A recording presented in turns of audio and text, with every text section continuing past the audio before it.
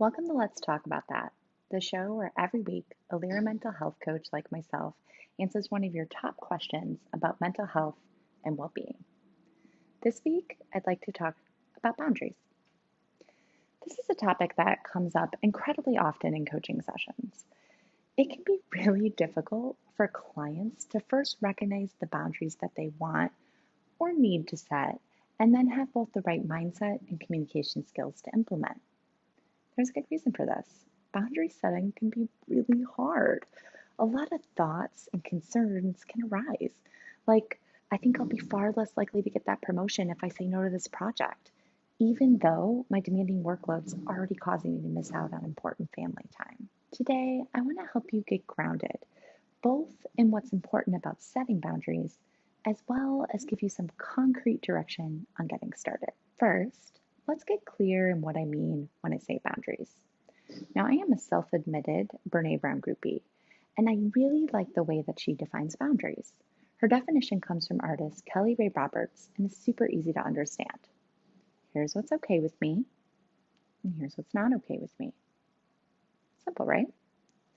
I like this definition because it works in all contexts of our lives and can help provide an easy mental framework around boundaries that we want to set for ourselves.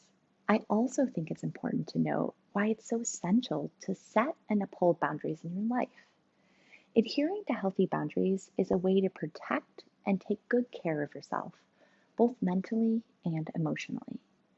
By setting clear boundaries, you can further develop your sense of identity and autonomy while simultaneously beginning to influence the behavior of those around you. Without boundaries, or even loose porous ones, you'll likely find yourself dealing with feelings of resentment, anger, and burnout. So let's try to avoid these feelings by beginning to set some boundaries in your life. Let's dive in. I'd first like to give you an assignment around identifying the need for a boundary. Start paying attention to when potential boundary lines have been crossed. This might be difficult to notice at first, so how will you know if it's happened?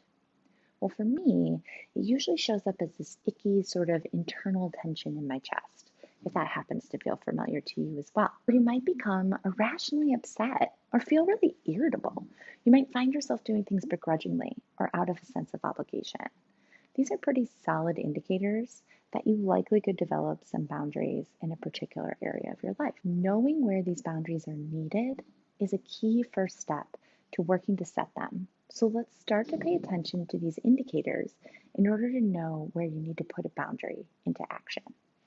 Next, you can begin to define your boundaries by taking a look at your values or the ways of being that are most meaningful to you in order to guide the actions that you'd like to take. By identifying your values, things like family, compassion, or presence, they can become your backbone for setting boundaries. You can turn to them in service of identifying a line of which you don't allow others to cross. For example, if your partner has a tendency to text you a little too often when you're at work, stealing your presence away from the task at hand, you can find a way to compassionately share what's okay and what's not okay with you. You could state, it's okay that you have things that you want to share with me when I'm at work. It's really important to me that we have these open lines of communication in our relationship. These messages tend to distract me from my work, however, so I won't be able to respond until the end of the day. Another example could be the need to add context around work obligations. Something like, thank you for thinking of me for this project. It means a lot that you value my contributions.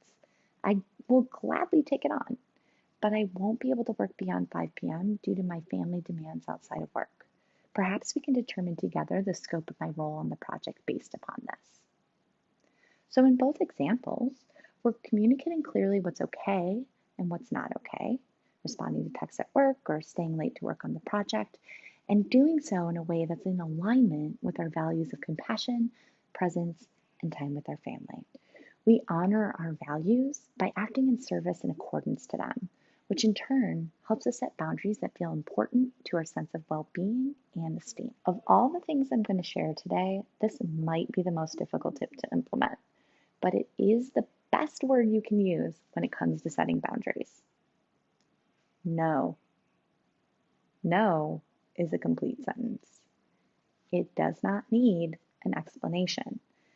No can stand alone, although adding thank you afterwards is a nice touch. Saying no is not easy, but it is an essential part of boundary setting. If you value family time, you're inevitably going to need to say no to tasks, events, and obligations that impede upon this time. A lot of stuff can come up when we know we need to say no. Thoughts about being liked or being helpful, a team player, being selfish, maybe even feelings of guilt. To combat these thoughts and feelings, it helps immensely when your reason for saying no is because you're doing so in service of a value. Ultimately, you know your reasons for declining, and I want you to continuously practice letting that be enough.